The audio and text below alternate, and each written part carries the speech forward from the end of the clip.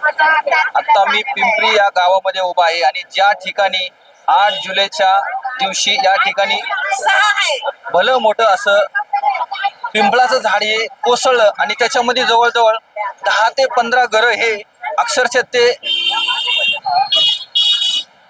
दबली गेली. आपण पाहूया व्हिडिओच्या माध्यमातून. हे खूप मोठं असं पिंपळाचं झाड आहे आणि त्याच्यामध्ये हे असे जी काही लोक राहतात इथले नागरिक त्यांची ही घरं आहेत. आपण पाहतोय आता या माझा इंडिया न्यूज च्या माध्यमातून ही घरं अक्षरशः दबली गेली.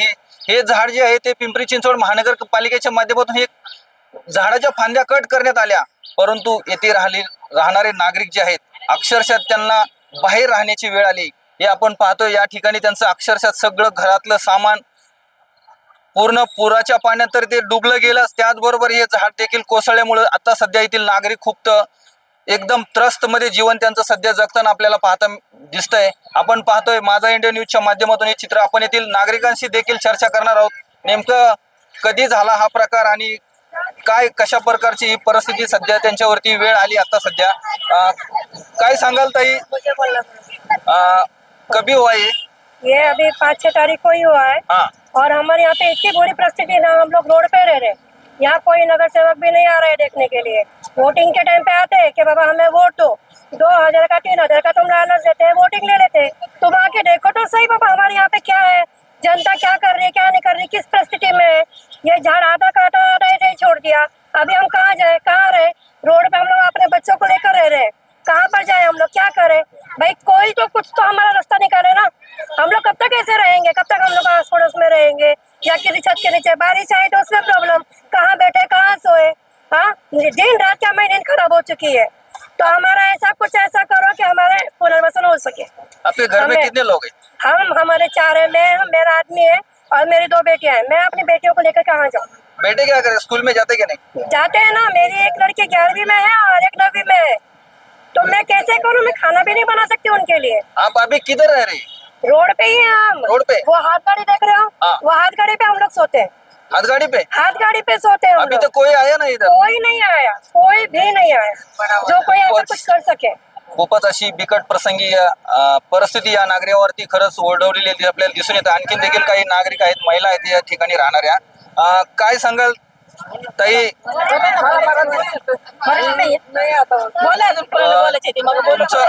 तुमचं घर आहे का इथं? तुमचं घरी होतं इथं? किती लोक राहतात टोटल? 4 लोक राहतात. 4 लोक. काय किती नुकसान झालं तुमचं घरात? नुकसान काहीच कळलं नाही. मी असं गेलो, माझ्या मुलीचा नवरा वारला म्हणून आम्ही त्याच गोंधळामध्ये होतो. बर बर बर. मग त्या टेन्शन मध्ये आम्ही इकडे काही जास्त लक्ष दिलं नाही. तोडफोड झाली सगळी. त्याच्यानंतर सगळं केल्याच्या नंतर लक्ष दिलं. इकडे कोणीच नाही आलं. कोणीच नाही आलं? कोणीच नाही बघितलं. लक्ष देत नाही कोणतं. रोडला काय असं बसायला थांबायला. खरं तर अतिशय बिकट प्रसंगी आपण पाहतोय. सर एवढं प्लीज आम्हाला खरंच हे करून द्या. आम्हाला एवढं रोड बसायला लागायला. एवढं पावसाचं ते काय करायचं? आमचे लेकरं सगळे शाळेत नाही, काय नाही माहिती का? काय कोणी येत नाही.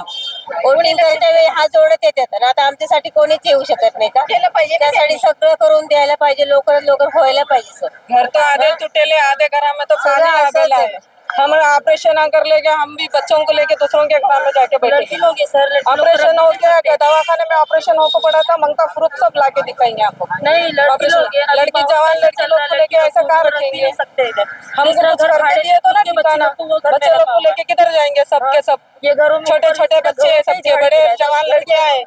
नीचे के चिक्कड़ से सामान ऊपर बचा के रखा तो ऊपर से झाड़ गिर के ऊपर से सामान गिर गया। घर में पानी भी आके पूरा खराब, ये घर के हालत खराब। लड़की कहाँ लोग जाएंगे? दूसरों के घर पे, मम्मी के घर पे, रिश्तेदारों के घर पे छोड़ घड़ी घड़ी भाग के आना तो पड़ता जाना ही है, जाएंगे तो ही 2 पैसा आने वाला है। और वो लड़कियों को छोड़ के जा नहीं सकते ऐसे। उन लोगों को दूसरों के घर पे रखते हैं, मम्मी के घर पे, मौसी के घर पे, उन लोग के जिनके घर अच्छे उनके घरों पे छोड़ के कामों पे जाना पड़ता है। खरं तर पाहिलं तर खूपच अशी बिकट प्रसंगी या परिस्थिती या ठिकाणी निर्माण झालेली आपण पाहतोय.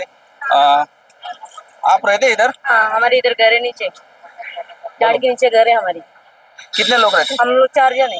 अभी क्या परिस्थिति है? अभी तो फिलहाल कुछ भी नहीं, रोड पे खाना, रोड पे रहना। रोड पे रहना? फिर बच्चे स्कूल नहीं, बुक नहीं, किताब नहीं, सब पानी में गए, लेना कुछ बचे लेना कुछ है। रोड पे रहने का, रोड पे खाने का, अभी वही जिंदगी हमारी जा रही है। आता एवढे लहान लहान लेकरं घेऊन आम्ही रोडला बसतो, ते डोळ्यात काय गेले का त्यांच्या, इथून बघत नाही काय नाही, तिकडे जाऊन बघतात नुसतं मोशीला. इथं कोण बघणार म्हणतात आमच्या तिकडं पहिलं बघू द्या, इकडच्या माणसं जगणाऱ्या माणसाला मारून टाकायला बसले तर इथं म्हणतात येतो बघतात करतात, आला ते तिकडं संपलं. पण कोण कुत्रही नाही इकडं बघायला. हे असले प्रशासन आहे इथं डोळे झाकून बसले, फक्त जिकडं मरतील माणसं तिकडं पळतील. पण इथं बघा जिथं जगणारे माणसं आहेत, लहान लहान लेकरं आहेत, त्यांना कुत्र होंगा ना काय, यांच्या डोळ्यात काय गेलंय काय, एवढे असले आहेत नगरपालिका. काय सांगाल दादा, आता सध्याची परिस्थिती बघता तुम्ही कसं काय लोकांना मदत करताय? हे बघा, मी इथला माजी नगरसेवक आहे. मी गेल्या 15-16 दिवसापासून यांना बघतोय. हे लोक काही शाळेमध्ये राहायला गेलेत, काही आश्रममध्ये राहायला गेलेत. आपला प्रशासन एवढा भिकारचोट आहे, असे लोकांना टेंडर देतात की ते अर्धवट काम करतात. आता याच्यात कितीतरी लोक असे ज्यांना त्यांचा पूर्ण संसार याच्यातच दबलेला आहे. मी वारंवार त्यांना पत्र, त्यांना नोटीस बजवून, त्यांना सांगून सुद्धा एकही अधिकारी तर येत नाही. आज तुम्ही बघा, दुसरे ठिकाणी कुठला पर्याय शोधून त्यांना दिलेला नाही.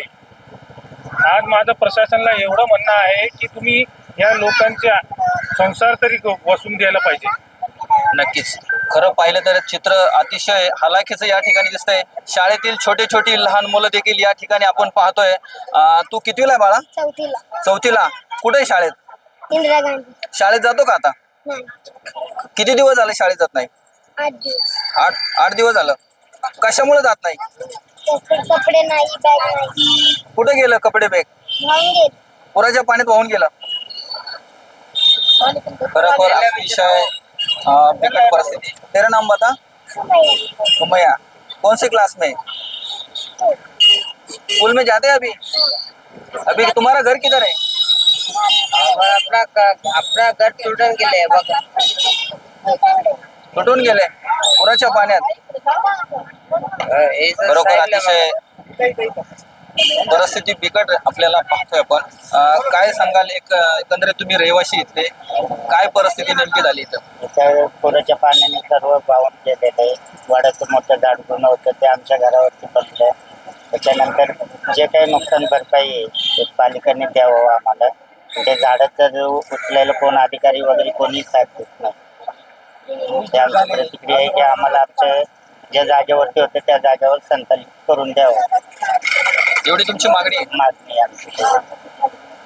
खर तर आता या ठिकाणची परिस्थिती बघता येथील फक्त घरांचं नुकसान झालं नाही, तर येथील जे जाणारे शाळेत लहान लहान मुलं आहे त्यांचं देखील खूप असं मोठं नुकसान झाल्याचं आपल्याला चित्र या ठिकाणी पाहायला मिळते. आणि खरोखरच महानगरपालिकेच्या फक्त 2 किलोमीटरच्या अंतरावरती हे ठिकाण आहे.